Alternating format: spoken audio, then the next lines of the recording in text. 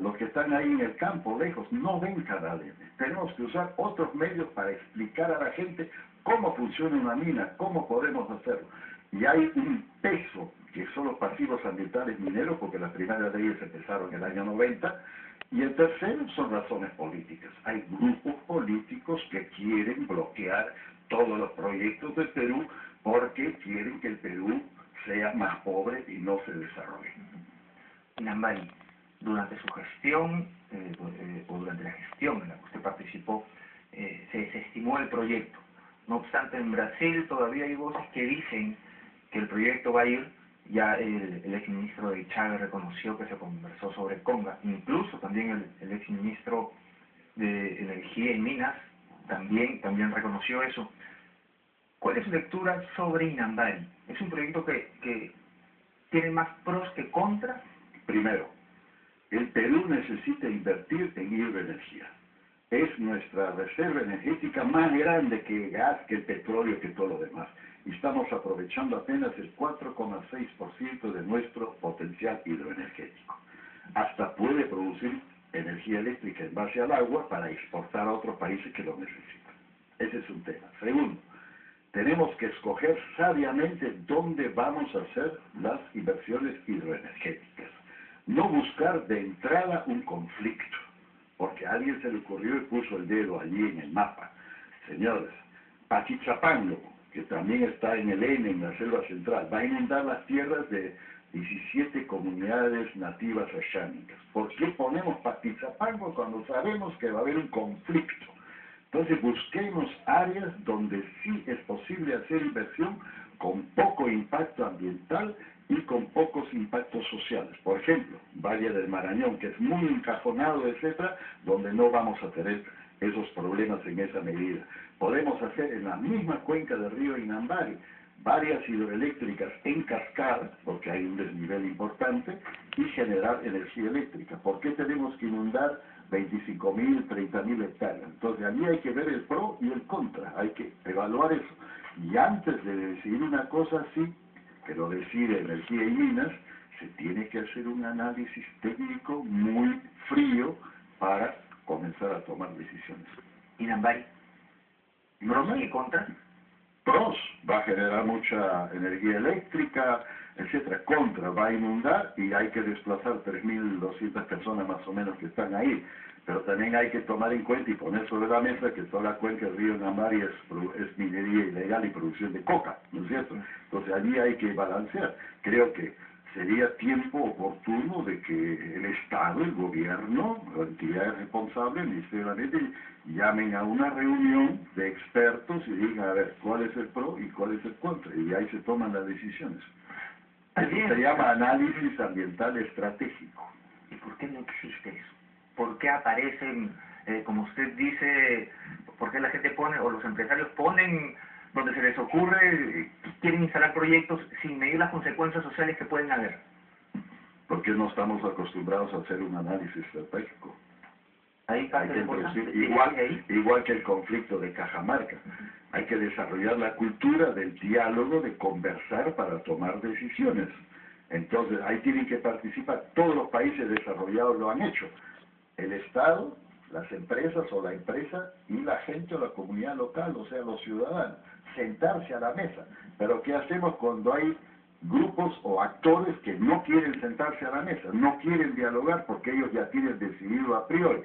Entonces, eso no es conversar ni buscar consenso. Tenemos que desarrollar la cultura del consenso, de conversar, de ponernos de acuerdo para construir nuestro futuro. Todavía estamos en la etapa de cerrar la Panamericana, de tirarnos piedras, de hacer paros, de dañar o quemar oficinas públicas, etcétera. Eso es todavía una etapa anterior. Tenemos que dar etapas mucho mejores, y eso implica crear desde la educación la cultura del diálogo, del consenso, de ponernos de acuerdo, de analizar y no insultar al opositor, sino discutir con él los temas técnicos. Los temas técnicos, y al empezar la entrevista usted comentó, mostró los decretos ley que se han publicado respecto a la minería informal, a la lucha contra la minería informal. No obstante, algunas autoridades de Madre de Dios se han manifestado en contra de estos decretos. Bueno, también hay un gran problema. Los que están en contra son los mineros ilegales e informales, ¿no? De Madre de Dios, que son los 30.000, y detrás hay toda una cadena de gente que compra ese oro, que vende maquinaria pesada. ¿Dónde se ha visto, en qué parte del mundo, que una minería artesanal y pequeña use volquetes, cargadores frontales, balsas en los ríos que valen $3 millones, algunas, etcétera? Eso es absolutamente ilógico. Si es pequeña, si es artesanal, hay que fijar las reglas, que parte están fijadas. Si es pequeña, y después viene la mediana y la grande. La pequeña y artesanal depende de los gobiernos regionales. La mediana y la grande es manejada por gobiernos centrales. El tema es que hay grandes involucrados detrás de esa minería informal. Si no, vayamos al Congreso y veamos a este señor, el denominado Come Oro, ¿no? Bueno, hay intereses grandes también detrás. La minería informal no es minería de gente con pala y pico que va. En mi gestión en el Ministerio de Ambiente hemos tenido con el gobierno regional, los mineros y todo, 28 reuniones para ver cómo formalizar, llegar a un acuerdo. Era no, porque es más barato ser informal, más barato no pagar impuestos, más barato no pagar derechos laborales a la gente, etcétera. Y eso hay que cambiarlo. ¿Y qué rol puede jugar aquí el presidente de la región Madre de Dios? Convocó un paro manifestándose en contra de esto. No sé, de eso no estoy informado, y me extraña muchísimo que el señor Aguirre hubiese hecho eso. Yo quiero verlo, que puede ser una información más, porque él está a favor de controlar la minería ilegal. Hemos conversado con él y todo lo demás cuando yo era ministro, y después he visto su actuar. Él está pidiendo que se controle esto. Pero lo que él está pidiendo es: denme dinero para construir alternativas económicas, el ecoturismo, la reforestación, mejorar la agricultura, etcétera. Posiblemente él esté pidiendo para poder implementarlo. Pero Madre de Dios debe también tener dinero, ¿no? No tiene canon, Madre de Dios. No tienen canon, pero si el canon minero, que debería recibir 150, 200 millones de soles al año, que no se pagan impuestos, no lo recibe 42.000 soles de canon minero. Esa es la tragedia de Madre de Dios. Por eso yo digo, acá hay un vacío en estos decretos legislativos. Primero, no se involucra la SUNAT. Acá tiene que entrar la SUNAT y ver quiénes están evadiendo. Y segundo, se dice que esto se implementará con los presupuestos de cada ministerio. O sea, no se da nada adicional. Entonces estamos dando algo muy estricto, pero que puede fracasar porque no hay cómo implementarlo, porque los operativos como el de ayer que se ha hecho, que se han hecho varios de La Pampa, donde han entrado mineros ilegales, cuestan dinero. Hay que desplazar 500, 600 policías, etcétera, marina de guerra y todo lo demás.